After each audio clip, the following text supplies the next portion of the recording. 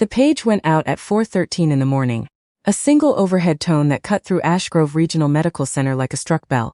Trauma 1, multi-system ETA 4 minutes. Dr. Vincent Castellano, Chief of Trauma Surgery, was already moving before the second tone finished, his coat half buttoned. His reading glasses still pushed up into hair that hadn't fully grayed but was getting there fast. 28 years, he'd worked this floor, 3 fellowships. A textbook chapter with his name on it, that residents still quoted back to him, like scripture. He didn't run. Running was for people who hadn't yet learned that panic never saved anyone faster than competence did. He walked into Trauma Bay too, with the unhurried certainty of a man who had never once in his career arrived to a crisis he couldn't solve. What he found waiting for him broke that streak before he'd even crossed the threshold. The patient was a 31-year-old construction worker named Owen Castellano. No relation, a coincidence that would strike the doctor as faintly absurd later, when he had the luxury of noticing absurd things again. Pulled from beneath collapsed scaffolding 2 miles from the hospital, crush injury to the chest, a flail segment that had turned his breathing into something jagged and wrong, and a blood pressure that had been dropping in the ambulance faster than the medics could chase it. By the time the doors banged open, his oxygen saturation was in the 70s, and falling. Renata Voss, the attending on overnight trauma, stood at the head of the bed, with both hands pressed flat against the rails, her mouth moving without sound, the particular kind of frozen that happens to good doctors, exactly once in a career, usually early, usually unforgettable. 2 residents hovered near the crash cart, recently enough out of training that their hands still remembered the motions. But their nerves hadn't yet learned not to listen to them. The respiratory therapist was calling numbers into the room that nobody was acting on. Monitors were screaming in that flat electronic way that didn't care whose patient it was. And in the middle of all of it, already gloved, already moving with a kind of economy that didn't belong to anyone under the rank of chief, was a nurse nobody in that room could have named without checking her badge. She was new, 11 weeks on the floor, technically still under her preceptorship, 29 years old. The kind of quiet competence that hospital administrators describe in performance reviews as still developing confidence, because nobody had thought to ask what she'd already survived before she ever set foot in scrubs. Her hands were steady in a way that made the air in the room feel different. The way a held breath changes a space. She wasn't shouting, she wasn't performing urgency. She was simply doing the next correct thing, and then the thing after that, with a rhythm that made everyone else, panic, look loud and useless by comparison. 2 fingers pressed to the right side of Owen Castellano's chest, feeling for something the monitors couldn't yet name. Tension pneumo, she said, not loudly, not as a question. Right side, trachea's shifting. He needs a needle decompression before he needs anything else in this room. Nobody moved, now, she said, not raised, just final. A scrub tech, moving on something closer to instinct than permission, slapped a large bore needle into her open palm. She found the landmark, second intercostal, mid-clavicular, without looking down the way a person finds a light switch in a house they've lived in for years, and drove it home in one motion. The hiss of escaping air was audible across the room. Owen Castellano's oxygen saturation, which had been sliding toward a number nobody wanted to say out loud, stopped falling, then slowly climbed. Who is doing this? It wasn't a question the way Castellano said it. It was closer to an objection. One of the residents, a 3rd year named Holt, who would tell this story at every interview for the rest of his career, turned toward the chief, with an expression that hadn't decided yet between awe and fear. She moved before anyone called it, sir. Dr. Voss was about to start compressions. She said the chest wasn't a compression problem. She's a floor nurse. Castellano said it the way a man states a postal code. Not a question, a classification. The nurse didn't look up. She was already palpating the chest wall again, counting under her breath, her eyes tracking the monitor with the specific patience of someone who had learned, somewhere, not to trust a single number without a second one to confirm it. Flail segment, left lower ribs 4 through 7. She said. Paradoxical movement. He's going to need stabilization, or he'll fatigue out and stop breathing on his own, within the hour, decompression or not. She held out her free hand without turning her head. I need a chest tube tray and someone on bagging support who isn't watching me instead of the bag. For one more second, nobody moved. Then Dr. Voss, snapping back into her body like someone surfacing from deep water, grabbed the bag mask herself and started ventilating, hard and even. The nurse placed the chest tube in under 4 minutes. Her non-dominant hand, bracing the patient's ribs, with a gentleness that didn't match the speed of what her dominant hand was doing. 600 milliliters of blood drained into the collection chamber, then more. The numbers on the monitor, which had been a countdown, became something closer to a heartbeat again. Uneven fighting, but moving in the right direction. Castellano stood at the foot of the bed and didn't speak. He watched her finish securing the tube, watched her direct the second resident in a voice that had no performance in it, no ego. Only information delivered at the exact volume required to be heard and not 1 decibel more. She checked the crepitus along his ribs, she reassessed his breath. Sounds both sides twice. She caught something the trauma ultrasound had missed on first pass. Free fluid pooling low in the abdomen, easy to overlook if you weren't looking specifically for it. And flagged it for the surgical team before anyone else in the room had thought to recheck.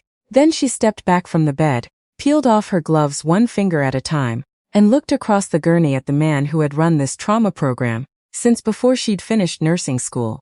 He's stabilizing, she said. Going to need the R for that abdominal bleed, but the chest is buying him time now. He should make it. Castellano looked at her for a long moment.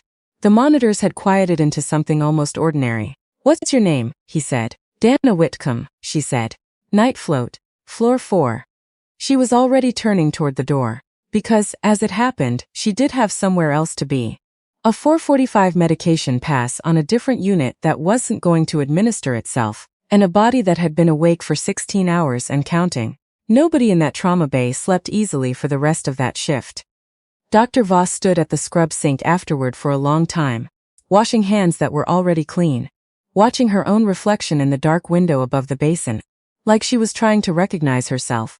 The residents talked about it in the break room in low voices, comparing what they'd just watched against 4 years of medical school. That had never once mentioned a scenario where the most competent person in the room was the one nobody had bothered to learn the name of.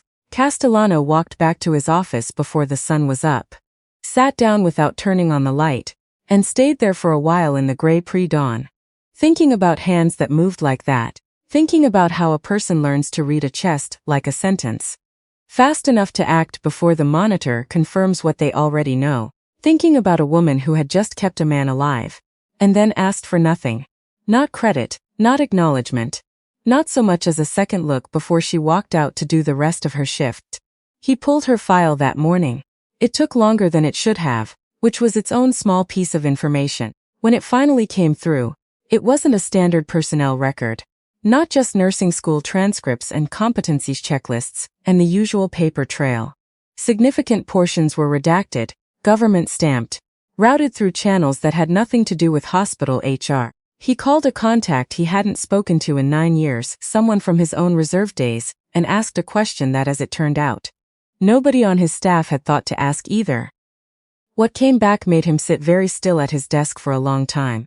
Dana Witcomb had spent 6 years as a combat medic attached to a forward surgical team, 2 deployments in conditions where the nearest real operating room was a helicopter ride away.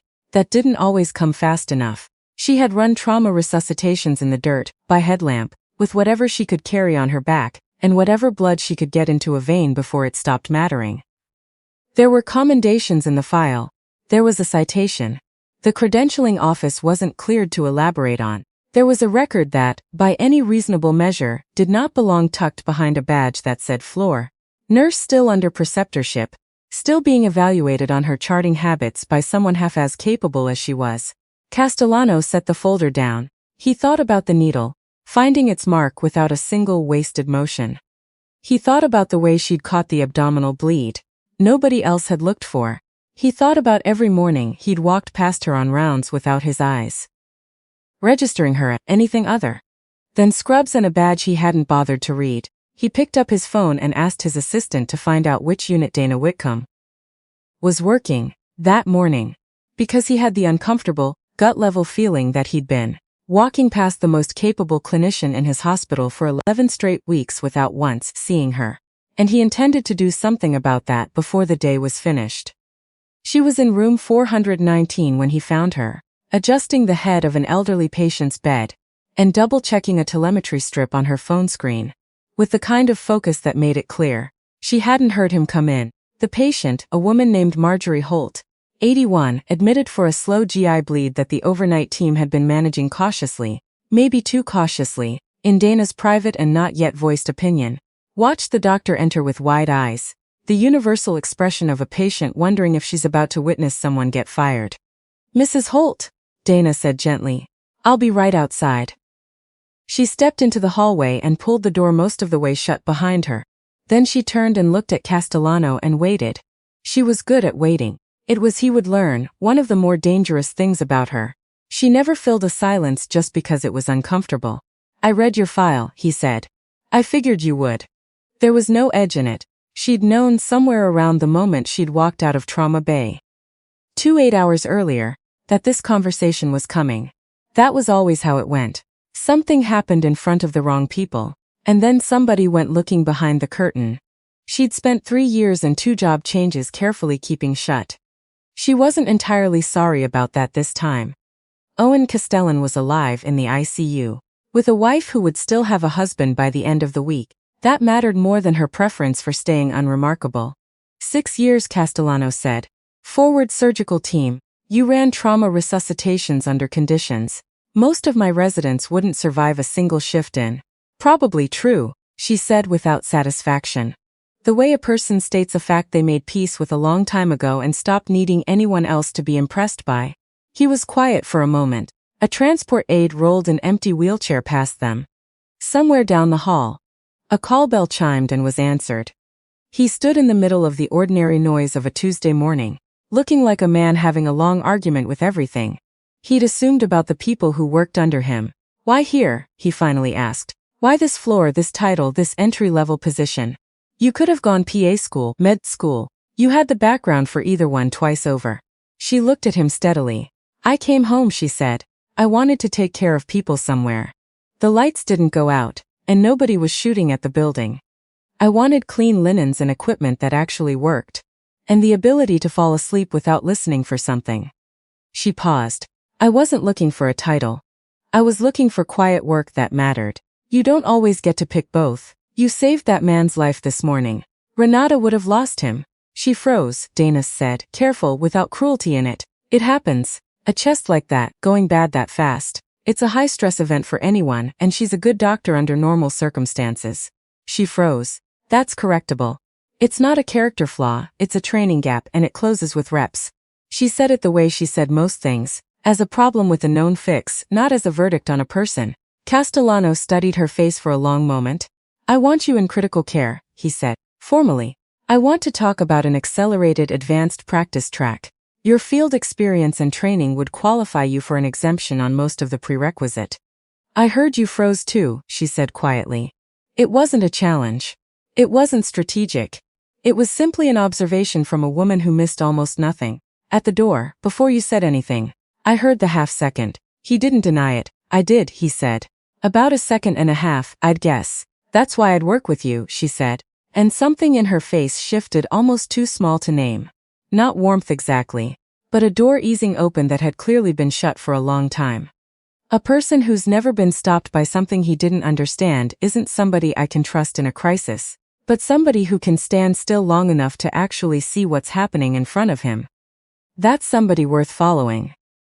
She glanced back toward room 419. "Mrs. Holt's diuretic dosing has been too conservative for 2 days running. She's going to start retaining fluid by tonight if nobody adjusts it. I'd like to deal with that before we keep talking, if it's all the same to you." Castellano blinked. Then, almost against his own will, he nearly smiled. "After you," he said. "And Dana Witcomb. 11 weeks on the floor. Forward surgical team. 6 years of keeping people alive in places that had no business being survivable.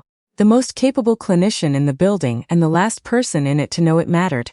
Turned and walked back into room 419. The chief of trauma surgery, coat still half-buttoned from 4 hours earlier, followed her in, because that was simply where the competence was. And for the first time in a long while, he was paying attention to exactly that and nothing else. 3 weeks later, Ashgrove Regional announced the launch of a new advanced clinical fellowship. built specifically for nurses with non-traditional clinical backgrounds. The first name on the roster belonged to a night float nurse from the 4th floor. Nobody who had been in Trauma Bay 2 that morning was surprised. Owen Castellano sent a card from the ICU 2 weeks later, signed by his wife and both of his kids, the youngest of whom, 6 years old, missing her front teeth, had drawn a picture of a woman in scrubs with enormous improbable wings. Dana taped it to the inside of her locker door, the only decoration she'd put up in 3 years of working there. And, some mornings before her shift started, she'd stand in front of it for a second longer than she needed to. Then she'd close the locker and go back to work, because that had always been the only part of any of it that ever actually mattered to her.